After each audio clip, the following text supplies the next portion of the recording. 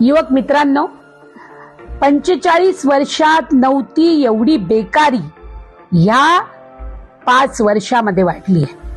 माझ्या शेतकरी बापाच्या मुलांना मुली मिळत नाही आणि म्हणून कितीतरी मुलं अजूनही अनमॅरिड आहेत. नोकऱ्या नाहीत आणि म्हणून कर्जबाजारी झालेल्या बापाच्या तोंडाकडे आपल्याला बघवलं जात नाही. शिक्षण आहे पण नोकऱ्या नाहीत आणि दुसऱ्या बाजूला मात्र 2% मुलांना सरळ सेक्रेटरी केलं जातं, सरळ UPC केलं जातं. भावांनो आणि बहिणींनो, युवकांनो, हा भेदभाव आपण लक्षात ठेवला पाहिजे. आणि म्हणून माझी विनंती आहे, गेल्या 10 वर्षामध्ये 30 लाख जागा केंद्रामध्ये रिक्त असताना भरल्या नाहीत. पेपर फुटी सारखा प्रकार करून तुमच्या नोकऱ्यांवरती घाला घातला.